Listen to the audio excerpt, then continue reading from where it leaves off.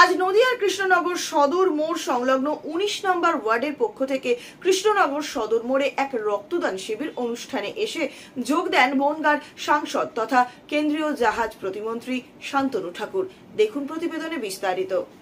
আজ নদিয়ার কৃষ্ণনগর সদর মোড় সংলগ্ন ১৯ নম্বর ওয়ার্ডের পক্ষ থেকে কৃষ্ণনগর সদর মোড়ে এক রক্তদান শিবির অনুষ্ঠানে এসে যোগ দেয় বনগাঁর সাংসদ তথা কেন্দ্রীয় জাহাজ প্রতিমন্ত্রী শান্তনু ঠাকুর। কৃষ্ণনগরে একটি রক্তদান শিবিরে বিশেষ অতিথি হিসেবে আজ যোগ দেন বনগাঁর বিজেপি সাংসদ তথা কেন্দ্রীয় জাহাজ প্রতিমন্ত্রী শান্তনু ঠাকুর এবং তার সাথে উপস্থিত ছিলেন বনগাঁ জেলার সভাপতি সহ রাজ্য বিজেপির সহ সভাপতি এবং নদিয়ার চাকদার বিজেপি বিধায়ক সহ নদিয়া উত্তর বিজেপি জেলা সভাপতি অর্জুন বিশ্বাস এবং বিজেপির অন্যান্য কর্মীরা।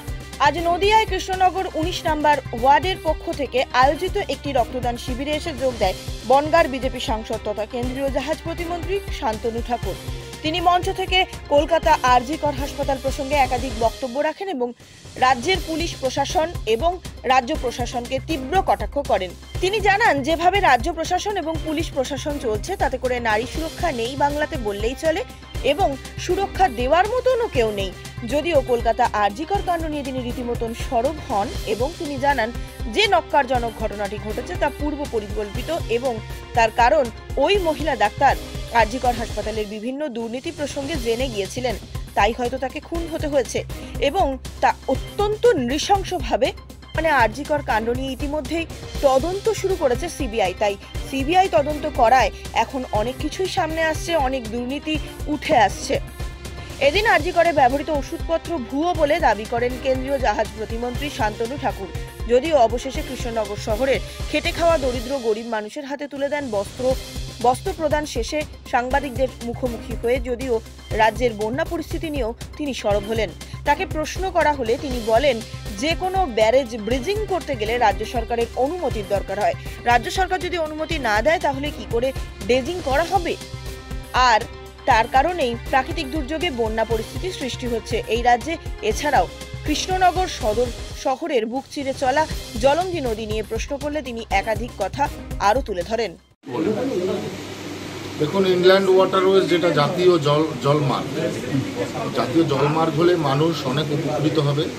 কেননা আমরা দেখেছি শুধু সাগরের পাশে যে স্টেটগুলো আছে তারাই জলের সুবিধা নেই, কিন্তু বিগত ১৫০-২০০ বছর ধরে নদীর ড্রেজিং না করতে করতে নদীর যে নাব্যতা সেটা হারিয়েছে, যে কারণে ইনল্যান্ড ওয়াটারওয়েজের মাধ্যমে হিন্টারল্যান্ডগুলোতে যে অভ্যন্তরীণ বাণিজ্য করা যায়, অভ্যন্তরীণ যাতায়াত ব্যবস্থা করা যায়, সেই ব্যাপারগুলো মানুষ ভুলে গেছে। এখন কেন্দ্রীয় সরকারের ঠিক আছে যে উদ্যোগ আছে, সেই উদ্যোগের মাধ্যমে আমরা যেমন ইনল্যান্ড ওয়াটারওয়ে 1 যেটা গঙ্গা আছে, তাতে আমরা 60টা প্রজেক্ট করছি। তার মধ্যে রোপ্যাক্স, জেটি, ঠিক আছে, তারপরে বিভিন্ন ধরনের টার্মিনাল, এগুলো তৈরি করা হচ্ছে। এতে হবে কি, লোকাল স্তরের যে বিজনেসম্যানরা আছে তাদের স্বল্প খরচে তারা যাতায়াত করতে পারবে, স্টুডেন্টরা করতে পারবে, ব্যবসায়ীরা করতে পারবে। পাশাপাশি যদি তুলনা করি ট্রান্সপোর্টেশন, তো ট্রান্সপোর্টেশনের road transportation, rail transportation, air transportation, এর চাইতে অনেক বেশি কম খরচে ওয়াটার ট্রান্সপোর্টেশনের মাধ্যমে মানুষ তার সুযোগ্য ব্যবহার করতে পারে বা সুযোগ নিতে পারে যাতায়াত ব্যবস্থার মাধ্যমে, ব্যবসার মাধ্যমে, বিভিন্ন মাধ্যমে। তো আমরা মনে করছি যে আগামী দিনের যদি ভারতবর্ষের রেগুলেশন আনার কোনো পদ্ধতি হয়ে থাকে, তাহলে এই ওয়াটারওয়েজ যে সলিউশন আছে, এই সলিউশন সবচেয়ে বেশি মূল্যবান এবং আগামী দিনে কার্যকারী করে থাকে। স্যার, এ রাজ্যের অনেকের অভিযোগ, এই যে বর্তমানে প্লাবিত হচ্ছে বিভিন্ন এলাকা, অনেকের অভিযোগ কেন্দ্রীয় সরকার সেইভাবে ড্রেজিং করালে এই সমস্যাটা হতো না।